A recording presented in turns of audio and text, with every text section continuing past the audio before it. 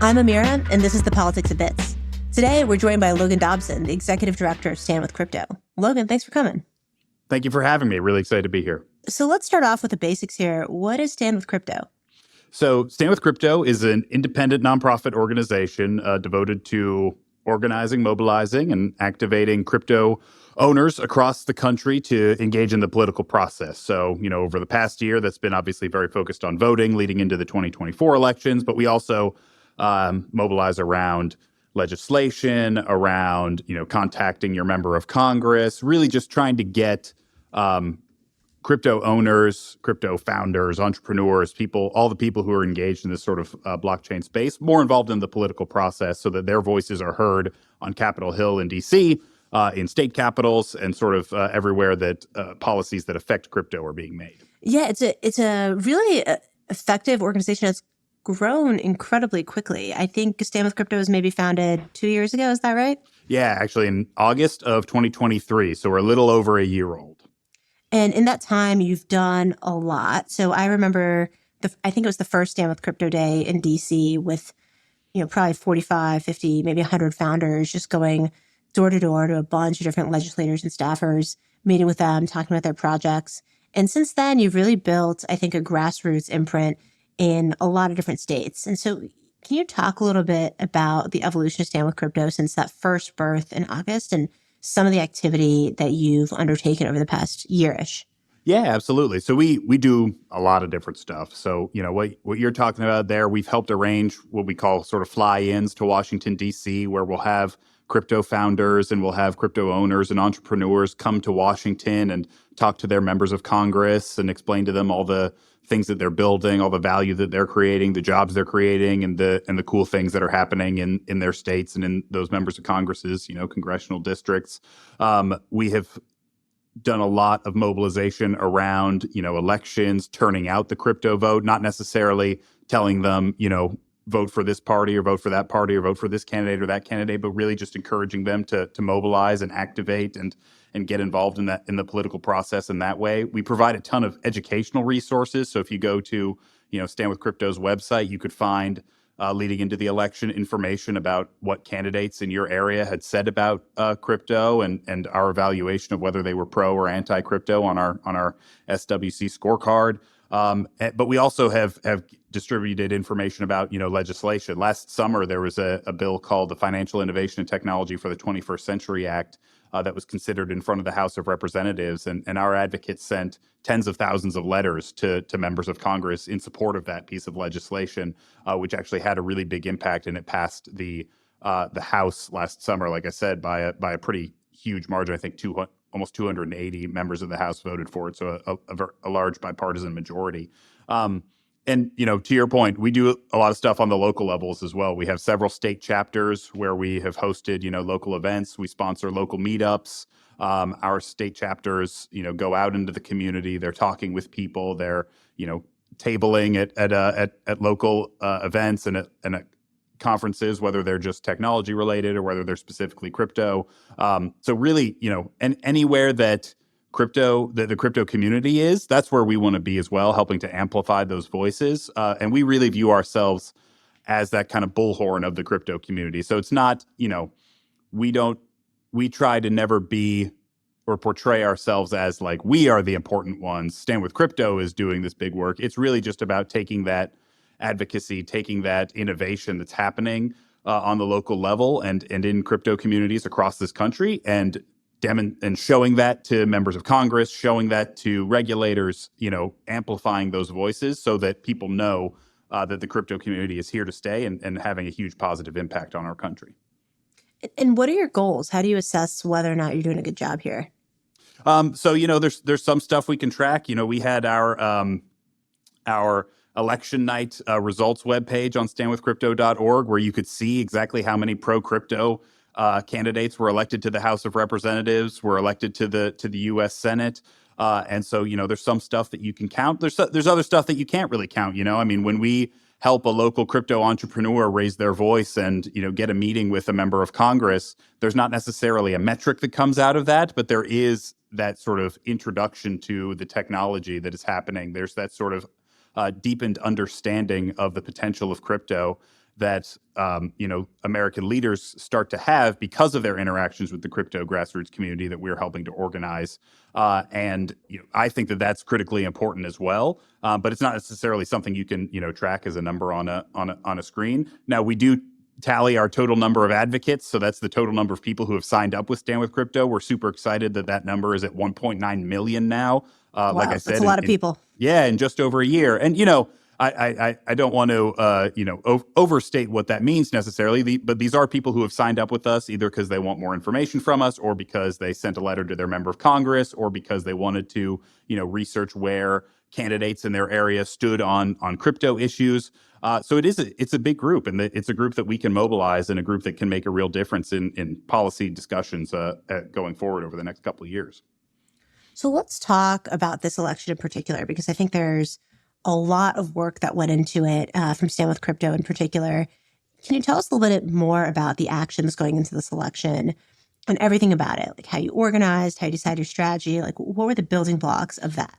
Yeah, so the strategy was pretty simple. We were trying to get crypto owners nationwide to turn out. And if you look at the survey research about who crypto owners are, we know that they tend to be a little younger than the overall population of the country. They tend to be a bit more diverse. And actually, traditionally, those are also demographics that have a lower voter turnout rate than other sort of groups in America do. And my background is in campaigns and politics, actually. And so that's how I've always thought of how to have the biggest influence on things is, can you strike, the fear of God into a member of Congress's heart by saying, hey, unless you vote the right way on this stuff, unless that you're educated, unless you're on board with, something that your constituents are super passionate about, they might not vote for you. And so I really viewed it as our role to take the crypto community and mobilize them and make sure that they were getting out to vote in this critical election, because I thought, as many people also did, that the future of crypto was in part on the ballot. I mean, there are going to be policies made in Washington over the next couple of years that will affect the ability of crypto innovators to thrive in this country, and it was just so important that the crypto community not pass on this election. And for a certain standpoint, I do understand there are a lot of people in the crypto community who sort of thought, well, politics, what are these politicians ever going to do for me? I don't really care about this. I just want to build. I just want to, sort of monitor what I'm doing and innovate in my place. And why do I need to participate in the process? I think that's wrong, but I understand where they're coming from. And so a big part of what we were doing was really, again, just trying to take this group of people, nationwide that we know are tens of millions strong, crypto owners, and really convince them of the stakes of this election and give them as many resources as they need to cast an informed ballot, so that, when they walked into that voting booth, they knew not just what the big issues were, but also, how to vote, where to vote, when to vote, and what the candidates that they could vote for had said about crypto, which is not something that necessarily all candidates were advertising. And so it was really important for us to get that information out there. It's an interesting strategic decision, though, right? Like your goal was to get as many crypto owners to turn out as possible. Yep. And I could think of, if you were looking at the goals of the organization, that you might have thought about it in some other ways, right? So one could have been, we want to get as many pro-crypto members of Congress elected as possible, because you did the scorecarding with members of Congress. Another might have been, we want to focus particularly on crypto founders and not owners. How did you decide to focus specifically on crypto owner turnout? So I think all of the goals that you just laid out were also our goals. I just think that they sort of flowed naturally from getting crypto owners to turn out. And the reason to focus on owners versus founders versus, entrepreneurs is basically just that group is so much larger. I mean, if you go and, look at the number of people who have founded a crypto company, there's lots of them, but it's a relatively small number in the scale of national politics. It's not tens of millions. Yeah, exactly. But if you look at the number of people who have ever owned crypto or engaged with the crypto system, it is in that tens of millions number.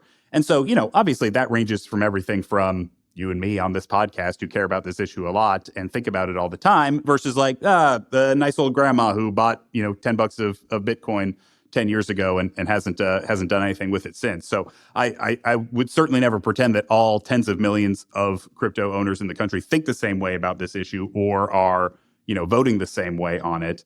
But it is just sort of the large group of them that I really wanted to make sure were being more engaged in the political process, because the hope is that in the future, you don't necessarily need a group like Stand with Crypto to make that push to get them to turn out. You want to turn this into a group that is engaged of their own accord, that is, champing at the bit to get out to the ballot box and really wanting to contact their member of Congress about, the importance of these issues. And the goal is that happens even without us, but that's something that we really wanted to make sure that we were pushing, because I just thought that was the most important way to accomplish those other goals that you talked about, was by starting first with getting the crypto community engaged in this process and really trying to get them to turn out to vote. So it's really a grassroots engagement organization. It's not about any given election or electing certain candidates. It's about taking this group of people, crypto owners, and just getting them engaged in the election. Yeah, absolutely. And that's what we've always viewed our mission as, is engaging the crypto community. And, sometimes I'll have people ask me like, oh, well, is it your guys' goal to sort of be crypto evangelists and go out and talk to the non-crypto owning population? And that we do some of that. We hope that all of the things that we do as community organizers, reflect well on the crypto community, and sort of accrue to the benefit of everyone who is innovating in this space. But really, at the end of the day, we are trying to organize the crypto community that already exists and certainly see it grow and become an even more potent political force. But that's what I've always seen our mandate as, is the crypto community exists in many places by design. It's decentralized. That's great. I totally understand it. A lot of people in the crypto community are distrustful of institutions, and I totally understand that too. So we've never tried to, like I said, present ourselves as some sort of monolithic central authority on this stuff. But really it's about providing resources to the community. It's about giving them the tools that they need to engage in the political process so that they can have the impact that we've been talking about. And tell me how it went. What was the impact of your work, and how do you measure that? So some of it can't be known for a little while because, I don't know how much in detail you've gotten into, campaign strategy and tactics, but across the country, different states finalize their voter results at different time periods. And so, California is still counting votes to this day, whereas other states have finished their vote counting and have reported it out. But in the weeks to come, we'll be able to do an analysis on, the people that we were reaching out to, whether they turned out to vote at a higher rate because of our contact. And we were super active among our own advocates. So like I said, we have almost 2 million of our own advocates. We were emailing them, we were texting them, we were having that conversation with them about why it was important to vote. Here are the resources that you need to vote. And then we were actually going out in certain states as well and running sort of, campaign style GOTV, that's get out the vote efforts. Everything from, knocking on some doors with our volunteers to, sending encouraging texts, giving people information about where and how to vote, and talking about the importance of turning out to vote for crypto. So, we had sort of every tool in our toolbox that we could deploy to try and turn out this voting universe. We did. And I think the results, for the most part, speak for themselves. I mean, there's a pro-crypto president, there's a pro-crypto House of Representatives, pro-crypto senators outnumbered anti-crypto senators in the election results by a good amount. And the new class of senators, the ones who were elected for the first time, actually like over 90% of them are pro-crypto, which is really awesome to see. So not only are we starting from a great base of the next Congress being super pro-crypto, but it looks like even the incoming people are going to be even more so. So as time goes on, I think we'll see Congress and DC overall get more and more pro-crypto. So those are the results that I'm really focused on, is that, we helped turn out this massive group of crypto owners nationwide, and they in turn elected a ton of politicians who get this and who think that this is important and are on, the side of crypto owning Americans on a lot of this. And there will surely be disagreements to come. I mean, Congress will hopefully consider pieces of legislation that are great for crypto in America, and they might consider some pieces of legislation that aren't great for crypto in America. And those debates will play out. But what I'm saying is that it was so important to organize and mobilize the crypto owning community to turn out to vote, so that whenever any senator, any member of Congress is considering how they're going to vote on a crypto bill that comes before the Congress, they know that comes with a huge community of people across the country who support it and really want them to be crafting clear rules and regulations so that the industry can thrive here in America. Right. So the intended impact is multifold, right? One is to get pro crypto members into Congress, but another is to make sure that when bills come up, people, members of Congress, understand how active the crypto community is and how much of a key role that they play in the elections. So I know the results are still coming in, but give me a taste of what you've learned so far. It seems like the key result that you're looking at is how many people or who do we try to engage, and how successful were we at turning them out? Yeah. So, I mean, our advocates, based on our research, probably voted at a higher rate than the country does. I mean, take a step back. Turnout in America was probably like 70% nationwide as a percentage of registered voters. That was down a little bit from the 2020 election, which was a very historically high turnout election.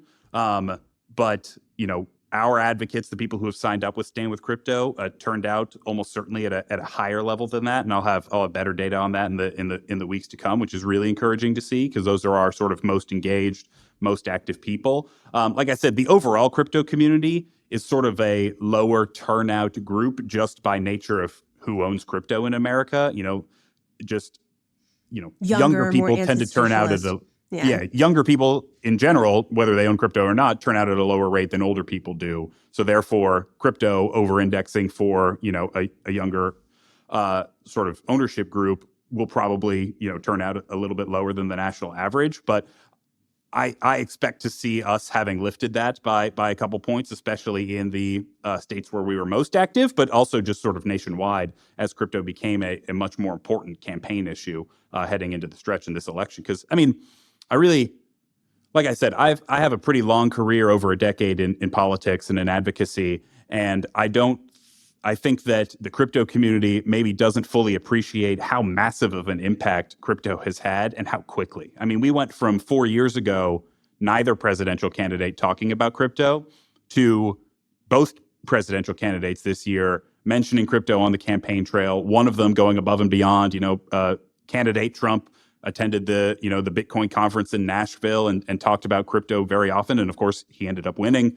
And it's just pretty incredible to see the success that the movement has had in getting this issue really to the forefront. And you have the president naming someone to be the SEC chair and specifically calling out that this person will be great for digital assets, and that would have been pretty unthinkable 4 years ago. And as much as anything, I'm not trying to take credit for any of that, but I think that the crypto community really should be taking a lot of credit and really should be proud of the hard work and the effort that went into this, because I mean it is a tremendous undertaking and a really tremendous result as well. Yeah, it's clear that there was an impact just by the fact that, like you said, that I think candidates are talking about crypto, and we're talking about crypto more than ever. You saw a lot of candidates have crypto-related platforms in a way that was not true 2 or 4 years ago. And so there's clearly an impact. I think what's really difficult for me to disaggregate is how much of what is the impact really, right? Like how much of this is really effective marketing, really effective advocacy by sort of a smaller group of advocates, versus the fact that like this overall election tended to be more of an anti-institutionalist, like sort of young bro election, right? And I'm curious how you think about teasing apart those impacts, and if there's, I know the data is still coming in, but any data you can share or things that you've seen like anecdotally from state to state about how you tease apart the impact that the crypto community is having in particular. Yeah, no, and I totally get it, and that's why in sort of all of this stuff, it's never possible to sort of fully know. I mean, you would have to be inside the brain of a voter as they stepped into the voting booth to fully know, like, hey, what percentage of what you're about to do comes down to the economy? What percentage of what you're about to do comes down to immigration? Comes down to climate change? Comes down to like any of tons of important issues? And there are some. There have been some polls that have been released that sort of tried to tease this out, and they find that, among crypto owners, 60 to 70% of them say that crypto is important to their vote. And that, that's a real number. When I used to work in campaigns, like if 60% of the population told me that some issue was important to how they were going to vote, that's an issue that I would take seriously. Now, it doesn't mean that that's the only issue that people are voting on, and you're definitely right to identify that. Look, it wouldn't be accurate to say tens of millions of people turned out to vote exclusively on crypto issues. That's obviously not true. But what is obviously also true is that for millions and millions of Americans across the country, crypto was a voting issue. And in an election that was certainly polled to be extremely tight and ended up being fairly tight. I mean, there were some of these states that were within a percentage or two. That could absolutely make a difference. And I mean, I can call out a couple in particular. Down ballot. So in the like I said, Stand with Crypto has 1.9 million advocates nationwide. We have tens of thousands in each individual state. And in, for instance, the state of Pennsylvania, Dave McCormick was a very pro-crypto Senate candidate. He was running against the incumbent Bob Casey, we graded him on our scorecard, I think, as neutral because he hadn't said much about crypto, hadn't really weighed in one way or the other. And so, McCormick had an A and Casey had a C, and Dave McCormick won that Senate race by I think the final count was 15,000 votes. And a really small number. The nail biter was counted into the and next Stand week. with Crypto alone has 40,000 plus advocates in Pennsylvania. So that's not all, much less, all people who own crypto in the state of Pennsylvania. That's just people who have signed up with us. So Stand with Crypto advocates alone could have made the difference in that race. I'm not saying that they did because, again, I can't be inside of everyone's brain as they're walking into the voting booth and know exactly what percentage of their vote comes down to crypto issues versus other issues.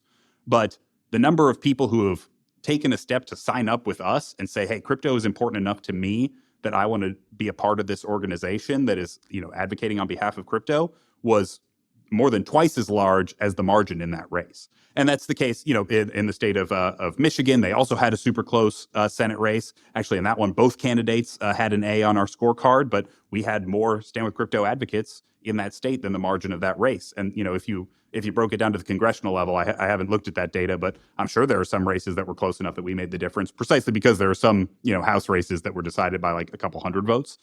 So surely in those close races, absolutely, crypto owners can make an explicit difference in who wins and who loses. Give me a sense, if I know the data is still coming, but maybe qualitatively, any conversations that you might have had with advocates about their excitement about getting engaged, or ideas of your conversations maybe with candidates about how they got more interested in crypto because of the footprint of Stand with Crypto? Yeah, I mean, so we did a Get Out the Vote tour in person across the country. We went to what was it? We had 7 stops. We were in Arizona, Nevada, Michigan, Wisconsin, Pennsylvania, Ohio, and a stop in Washington, D.C. And at every one of those stops, we had people there helping you get registered to vote, helping people research, candidates and where they stood on crypto issues. And, this is not something I could turn into a data report or anything. But at every one of those stops, I had people coming up to me and saying, I've never voted before, but I really care about crypto. It's, it's something that I'm building with. It's something that I'm investing in. It's something that, is bringing me a sense of community. Folks who are part of local Bitcoin meetups, folks who are, in Solana clubs in their cities. You guys see this sort of grassroots organizing happening extemporaneously out there in the country all the time. And just getting those folks interested in the political process, I think, is something that was a huge focus for us. And absolutely, it made an impact because, if you go from never having voted before and then now you've started, and the reason that you started voting is because you realize that, who you vote for could have an impact on the crypto that you care about, that you're, trying to build apps around, that you're trying to build, companies around, then of course you're going to care about that issue. And not just in this election, but in every one going forward. Yeah, it's someone who's been engaged in politics for one way or another for about 20 years. The idea that you can actually get someone engaged for the first time ever is pretty powerful, right? You're sort of doing the work, you're getting people more engaged in democracy. Is there someone who you talked to in that journey that really touched you or made you feel particularly excited about the role of Stand with Crypto? It's a really good question. Yeah, and I would say we have, so in a few states, not in all 50 yet, although that is a long-term goal, we have state chapter leads. And so these are people that, beyond just caring about crypto, beyond standing up and, joining our organization, actually said, hey, I want to volunteer my time. I want to help, organize events in my local level. And our state chapter leads, I think, have been the most inspiring to me. And the enthusiasm that they have for sort of on-the-ground organizing. I mean, we had a presence at Arizona's Fashion Week this year.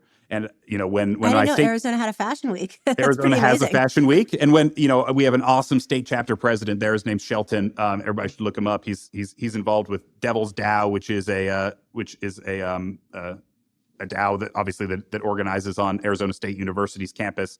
And he brought this idea to us, and he was like, "Hey, I know this sounds a little crazy, but I've been talking to a lot of the people involved with Fashion Week down here. They're super interested in artistic ownership because these are people, who are producing beautiful art, who are producing interesting projects, who are, involved in the fashion industry and the artistic industries and, filmmaking and all this stuff. And they really see the potential of things like NFTs to be able to, create an additional amount of ownership of the art and the things that they are producing. And, I think that it would be great if we were more involved. And I was, a little skeptical, but I thought, okay, if our state chapter president really cares about this, then let's definitely be involved. And it was phenomenal. I mean, we had people walking the runway at Arizona Fashion Week wearing like Stand with Crypto pins and like holding up the signs in sort of the background. We, there were a bunch of models who, did a Stand with Crypto like happy hours. Like, these are the most beautiful people involved in the crypto community I've ever seen.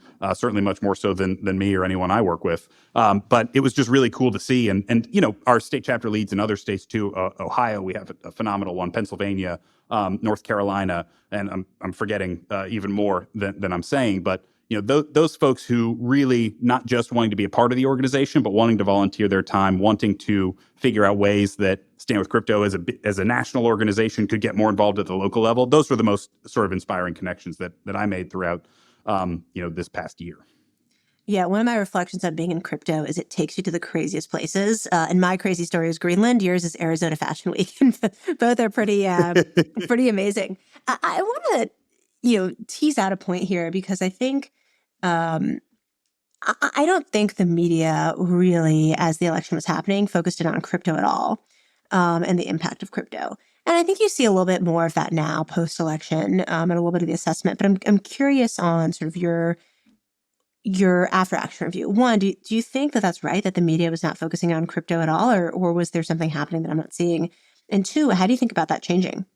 I think in the lead up to the election, there was probably less coverage than we would have necessarily wanted. But I actually think that crypto's wins in this election were so resounding that even the media has had to take notice. And I think there's been a lot of coverage of, crypto as a big winner in 2024. And, it's the media, so not all of the coverage is the exact tenor that I want. A lot of them sort of focused more on, super PACs and money being spent versus what I'm focused on, which is like mobilizing actual real, grassroots pro crypto communities across the country.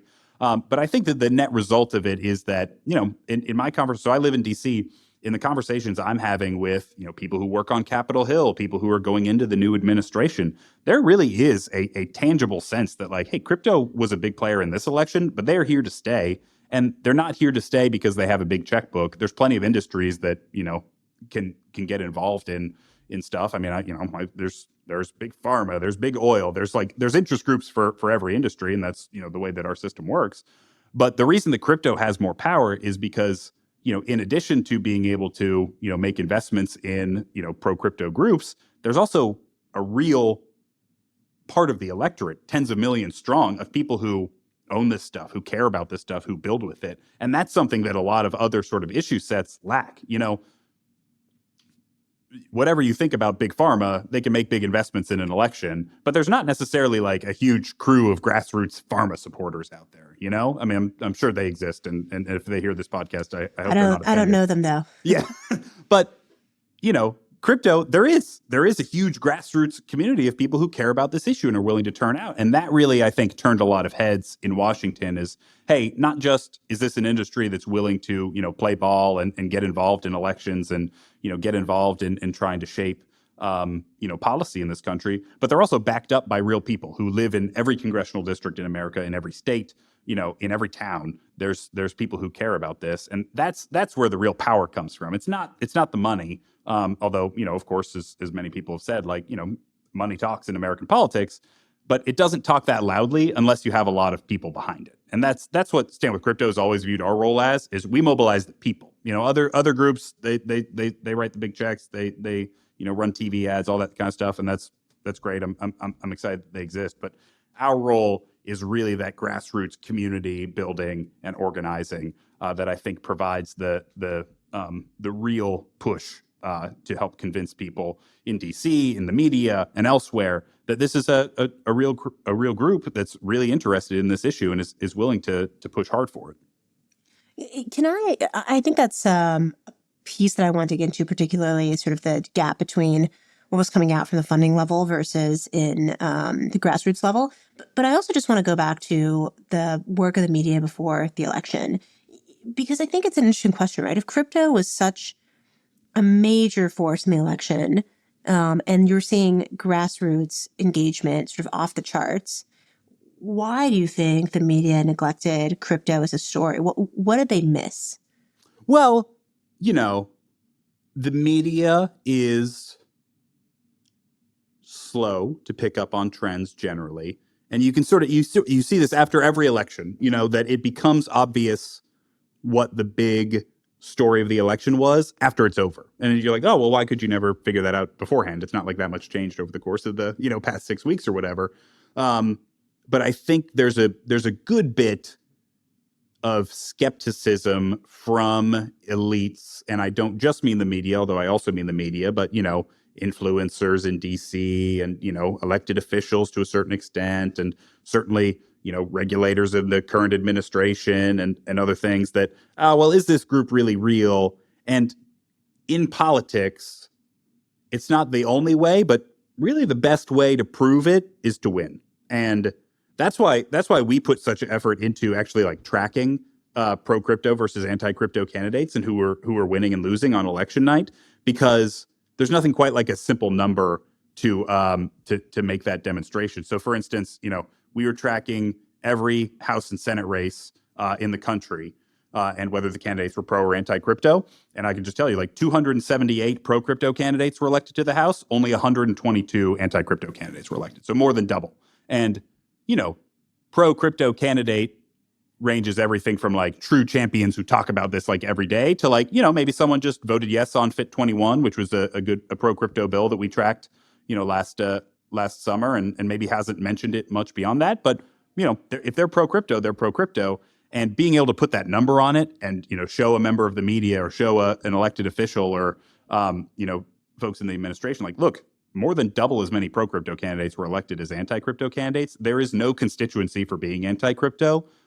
This is like a group that you want to have on your side. I think that really does help demonstrate the power. And look, my group, other groups, we tried to work with reporters before the election. We tried to warn them that like, hey, this is a group that's going to turn out. We're mobilizing them. They're really excited. They're getting out to vote. And I think, good reporters at least treat everything with skepticism, and I appreciate that. You should, it's the role in a lot of senses for a reporter to be skeptical.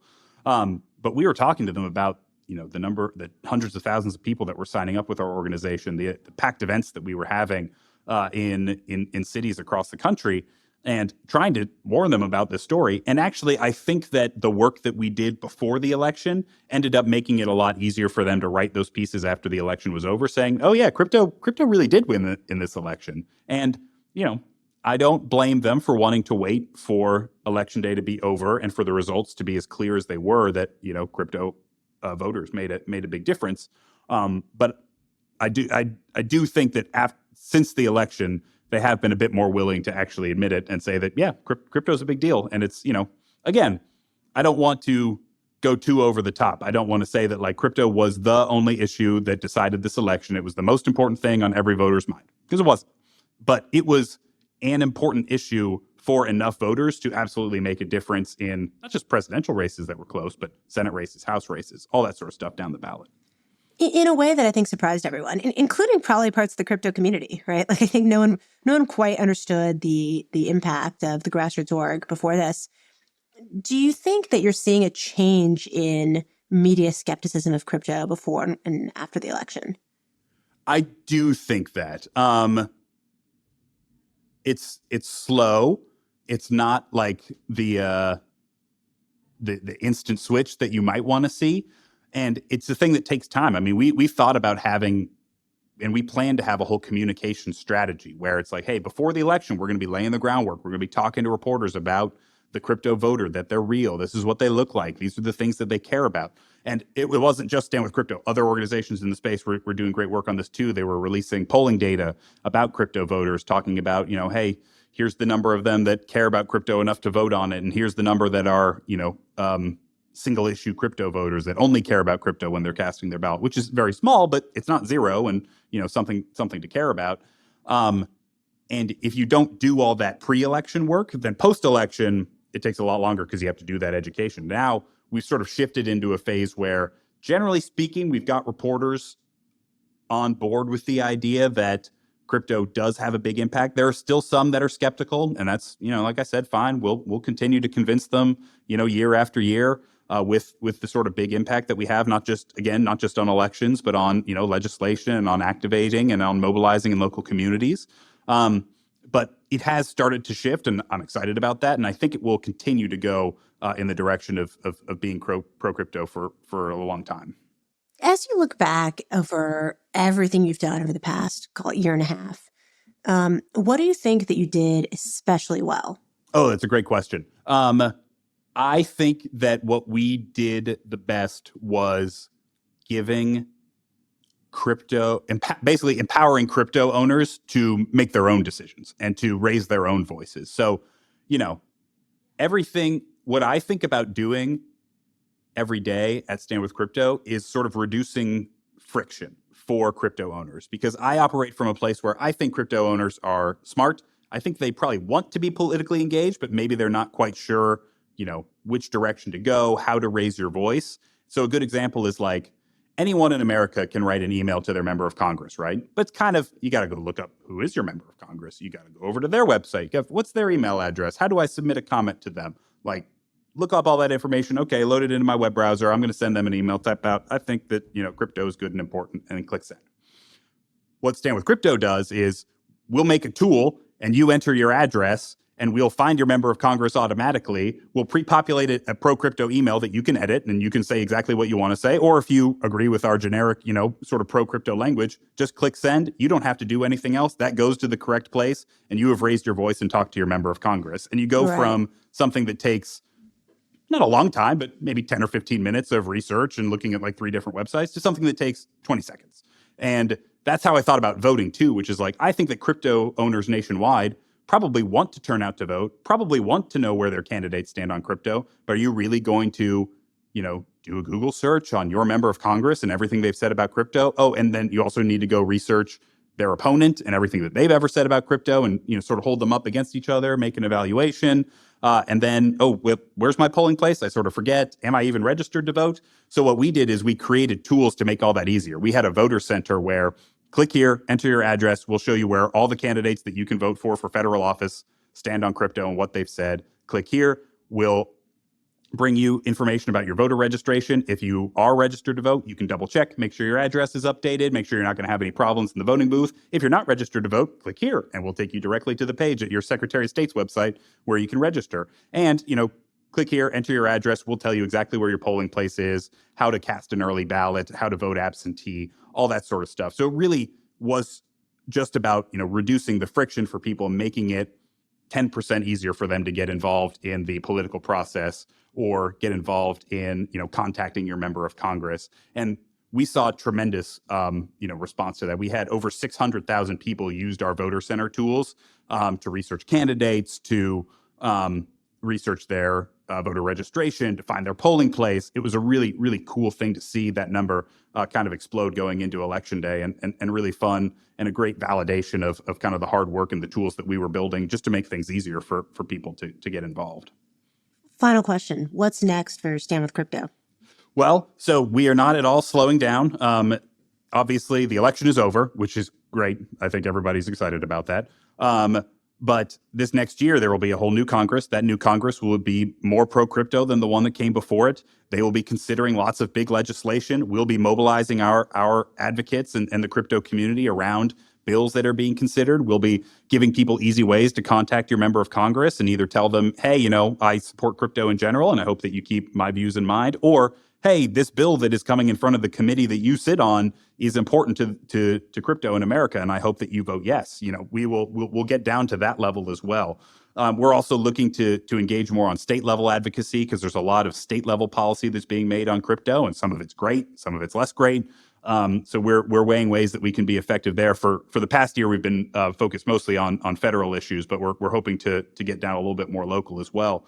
But it will shift to being slightly less electoral and slightly more legislative, policy-based advocacy over the next couple of years. But before we know it, there will be gubernatorial elections in Virginia and in New Jersey, and then there will be midterm elections in 2026, and then heck, it won't be that long until we have a whole other presidential election. And our goal is just to continue to grow our own organization. I love Stand With Crypto. I want us to get big, and I want us to have millions more advocates joining our roles. I want to go from 1.9 to 3 million to 4 million and have more people signed up with us. But even beyond that, I want the crypto community to really start to, see 2024 as a big success, but a starting point and something that we can build on and grow from, and just continue to really push the envelope so that 10 years from now, the idea of any politician being anti-crypto is as silly as a politician being anti-internet or,